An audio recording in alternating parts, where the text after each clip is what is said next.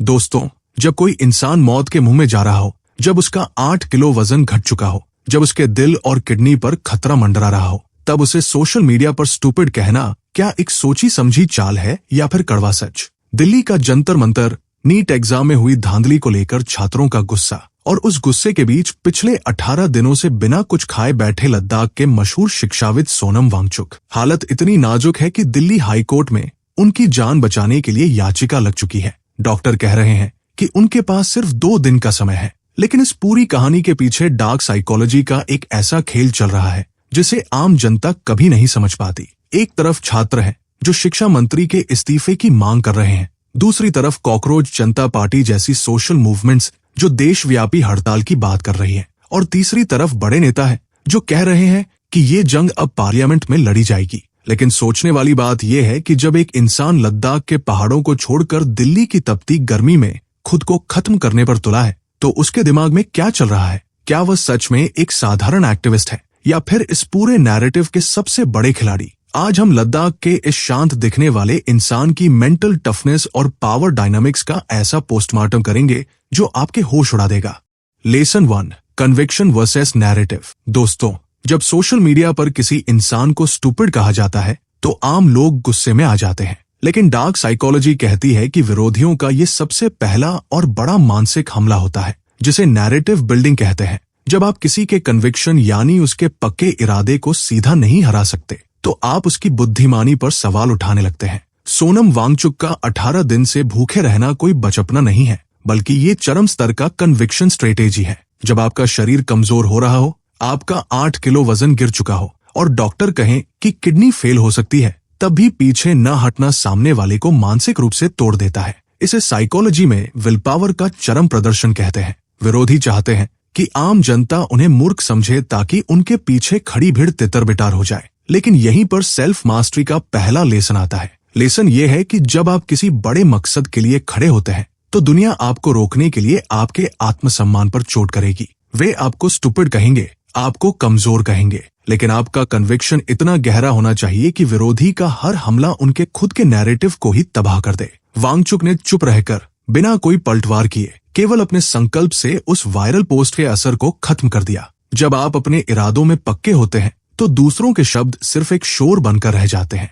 Lesson 2, mass psychology and power play. दोस्तों, जब कोई आंदोलन 25 दिन लंबा खिंच जाता है और एक मुख्य एक्टिविस्ट 18 दिन से अन्न का एक दाना न ले, तो सत्ता के गलियारों में हलचल होना तय है। डार्क साइकोलॉजी के अनुसार इसे प्रेशर पॉलिटिक्स और मास मोबिलाइजेशन कहते हैं। यहाँ कॉकरोच जनता पार्टी द्वारा 16 जुलाई को देशव्यापी उपोषण की कॉल देना एक बहुत बड़ा रणनीतिक कदम है। ये दिखाता है कि कैसे एक व्यक्ति की मेंटल टफनेस पूरी जनता को एक बड़े मकसद के लिए लामबंद कर सकती है। आम लोग सोचते हैं कि भूख हड़ताल सिर्फ खुद को कष्ट देना है, लेकिन पावर डायनामिक्स में ये विरोधी की मोरल अथॉरिटी यानी नैतिक सत्ता पर सबसे बड़ा प्रहार है। जब जनता देखती है कि नीट पेपर लीक जैसी बड़ी समस्या पर एक बुद्धिमान इंसान अपनी जान दांव पर लगा रहा है, तो लोगों का गुस्सा सरकार और शिक्षा मंत्री के खिलाफ दोगुना हो जाता है। जब पूरा देश आपकी एक आवाज पर जागने लगे, तो बड़ी से बड़ी पावर को भी झुकना पड़ता है। यहीं पर सेल्फ मास्टरी का दूसरा लेसन आता है। लेसन ये है कि अगर आप अपने जीवन में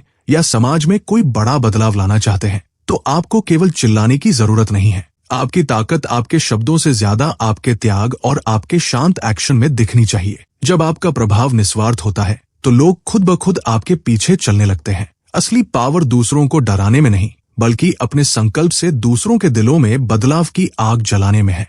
लेसन 3, साइकोलॉजिकल वॉरफेयर रेजिस्टेंस। दोस्तों, जब कोई आंदोलन इस हद तक पहुंच जाता है कि मामला अदालत के दरवाजे तक जा पहुंचे, तो समझ लीजिए कि मानसिक युद्ध अपने चरम पर है। सोनम वांगचुक की बिगड़ती हालत को देखते हुए दिल्ली हाई कोर्ट में एक जनहित याचिका यानी PIL दायर की गई, जिसमें तुरंत मेडिकल सुविधा देने की मांग की गई है। कोर्ट ने केंद्र और दिल्ली सरकार से गुरुवार सुबह तक जवाब भी मांग लिया। लेकिन क्या आप जानते हैं कि डार्क साइकोलॉजी के नजरिए से इस कोर्ट रूम ड्रामे का असली मकसद क्या है? इसे कहते हैं अथॉरिटी वर्सेस अकाउंटेबिलिटी का खेल। जब कोई विरोधी आपको सीधे मैदान पर नहीं हरा पाता, तो वह कानूनी और प्रशासनिक रास्तों का इस्तेमाल करके आपको रोकने की कोशिश करता है। सोशल मीडिया पर नैरेटिव बनाया जाता है कि सरकार जबरन अनशन तुड़वा सकती है क्योंकि जान बचाना जरूरी है, लेकिन असल में ये वांगचुक के मानसिक संकल्प को तोड़ने का एक और प्रयास है। जब आपको चारों तरफ से घेर लिया जाए, जब कानून, प्रशासन और आपके विरोधी सब मिलकर आपको पीछे हटने पर मजबूर करें,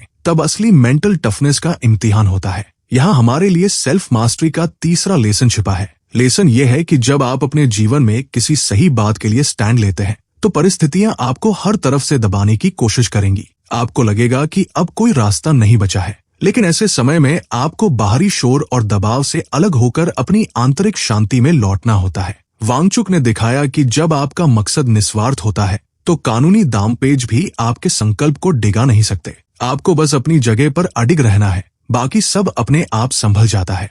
lesson 4, the ultimate self mastery. दोस्तों, जब आपकी हालत बेहद नाजुक हो, शरीर का 8 किलो वजन कम हो चुका हो और डॉक्टर कह रहे हो कि आपके पास सिर्फ 2 दिन का समय है, तब भी मन में कोई कड़वाहट न लाना ही असली सेल्फ मास्टरी है। कांग्रेस सांसद शशि थरूर ने एक ओपन लेटर लिखकर उनसे अनशन तोड़ने की भावुक अपील की। उन्होंने कहा कि आपने पूरे देश की अंतरात्मा को जगा दिया है, अब इस लड़ाई को पार्लियामेंट में लेकर चलते हैं। लेकिन वांगचुक का जवाब सिर्फ एक शांत मुस्कान थी। डार्क साइकोलॉजी कहती है कि दुनिया का सबसे बड़ा पावर प्ले किसी पर चिल्लाना नहीं, बल्कि विपरीत परिस्थितियों में अपनी भावनाओं पर काबू रखना है। जब विरोधी आपको हिलाने की हर मुमकिन कोशिश करें, तब आपकी ये आंतरिक शांति उन्हें सबसे ज्यादा परेशान करती है। वे आपकी इस दृढ़ता को देखकर समझ नहीं पाते कि वे आपसे कैसे लड़ें। यहीं पर सेल्फ मास्टरी का सबसे बड़ा और आखिरी लेसन छिपा है। लेसन यह है कि आपका जीवन आपके कंट्रोल में तब तक नहीं आता, जब तक आप दूसरों की बातों और बाहरी दबावों से प्रभावित होना बंद नहीं करते। जब आप अपनी भावनाओं पर पूरी मास्टरी हासिल कर लेते हैं, तो दुनिया की कोई भी ताकत आपको अपने रास्ते से भटका नहीं सकती। वांगचुक ने साबित कर दिया कि जब इरादे नेक हो और मन शांत हो, तो आपकी खामोशी भी सबसे बड़ा हथियार बन जाती है। दोस्तों, सोनम वांगचुक की ये केस स्टडी हमें ये सिखाती है कि जब आपके पास एक सच्चा मकसद और अटूट मेंटल टफनेस होती है, तो दुनिया की कोई भी ताकत आपको झुका नहीं सकती। लोग आपको रोकने की कोशिश करेंगे, नैरेटिव बनाएंगे और आपको कमजोर साबित करने का खेल खेलेंगे, लेकिन आपकी असली जीत इस बात पर निर्भर करती है कि आप विपरीत परिस्थितियों में कितने शांत और अडिग रहते हैं। यही है डार्क साइकोलॉजी को मात देने और सेल्फ मास्टरी हासिल करने का असली सीक्रेट। अगर आपको अपने हक की लड़ाई लड़नी है या जीवन में एक अनस्टॉपेबल माइंडसेट बनाना है, तो बाहरी शोर को अपने अंदर मत आने दीजिए। अपने कन्विक्शन को इतना मजबूत कर लीजिए कि सामने वाला खुद ब खुद घुटने टेक दे। अगर इस गहरे साइकोलॉजिकल एनालिसिस से आपको अपने जीवन के लिए कोई बड़ा लेसन मिला हो, तो वीडियो को लाइक जरूर करें और अपने दोस्तों के साथ शेयर करें। आपके अपने चैनल सक्सेस का साथी को सब्सक्राइब करना न भूलें, ताकि आप ऐसे ही पावरफुल और माइंडसेट बदलने वाले केस स्टडीज को कभी मिस न करें। मिलते हैं अगले वीडियो में, तब तक अपने मन को मजबूत रखिए और आगे बढ़ते रहिए। धन्यवाद।